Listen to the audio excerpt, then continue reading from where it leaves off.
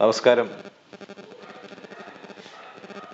തുടരും എന്ന സിനിമയിലെ ജോർജ് സാൻ അവതരിപ്പിച്ച പ്രകാശ് വർമ്മയുടെ ചേഷ്ടകളും ഭാവങ്ങളും ഒക്കെ അനുകരിച്ചുകൊണ്ടുള്ള ഒട്ടേറെ റീൽസും അദ്ദേഹത്തിൻ്റെ ശബ്ദം അനുകരിച്ചുകൊണ്ടുള്ള മിമിക്രി കലാകാരന്മാരുടെ ആഡിയോസും വീഡിയോസും ഒക്കെ സോഷ്യൽ മീഡിയയിൽ വളരെ വൈറലായിരിക്കുകയാണ്.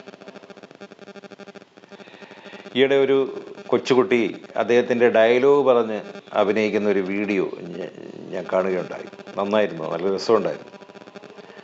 അപ്പോൾ അത് ഞാനൊന്ന് അനുകരിക്കാം. ഞാൻ ആ കുട്ടിയെ കളിയാക്കിയല്ല, മിടുക്കനാണ്. ഒരു കൊച്ചുകുട്ടി അദ്ദേഹത്തിൻ്റെ ഡയലോഗ് പറഞ്ഞാൽ എങ്ങനെ ഇരിക്കും എന്ന് വിചാരിച്ചാൽ മതി. 36 വർഷമായുടെ ബെൻസ്, ഞാൻ പോലീസ്. ഇതിനിടയിൽ പുറത്തറിഞ്ഞതും അറിയാത്തതുമായ ഒരുപാട് തെറ്റിദ്ധാരണകൾ ഞാൻ ചെയ്തിട്ടുണ്ട്. അതിലൊന്നും എനിക്കൊരു റിഗ്രറ്റില്ലടാ. 2 വർഷം കഴിഞ്ഞ് ഡിപ്പാർട്ട്മെന്റിൽ നിന്ന് റിട്ടയർമെന്റും കഴിഞ്ഞ് DYSP റാങ്കും വാങ്ങി പുറത്തിറങ്ങുമ്പോ ജോലി സാറ് പറഞ്ഞ ജോലി സാർ തന്നെയാടാ. ആരാടാ പേടിപ്പിക്കുന്നു എന്നെ?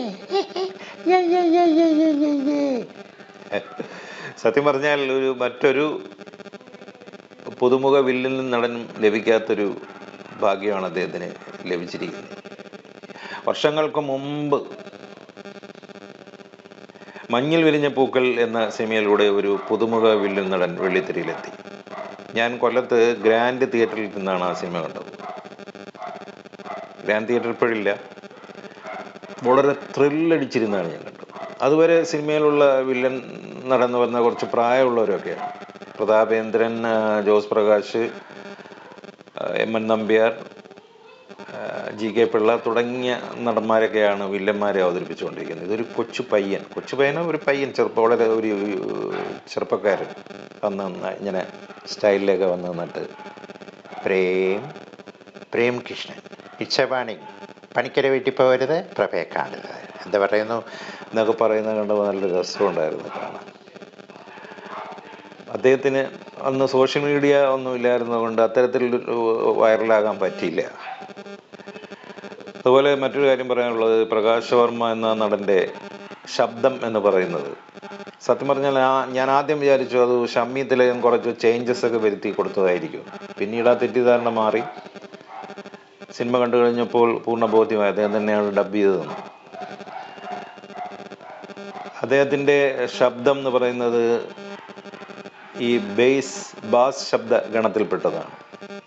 ഷമ്മി തിലകൻ കൂടാതെ നരേന്ദ്രപ്രസാദ്, NF വർഗീസ്, മുരളിച്ചേട്ടൻ ഇവരുടെയൊക്കെ ശബ്ദ ഗണത്തിൽപ്പെട്ട, സാമ്യമല്ല പറയുന്നത്, ശബ്ദഗണത്തിൽപ്പെട്ടതാണ്. ഇപ്പം നരേന്ദ്രപ്രസാദിൻ്റെ ശബ്ദത്തിൽ അദ്ദേഹത്തിൻ്റെ ഈ ഡയലോഗ് ഒന്ന് പറഞ്ഞു നോക്കുകയാണെങ്കിൽ എങ്ങനെ ഉണ്ടാവും?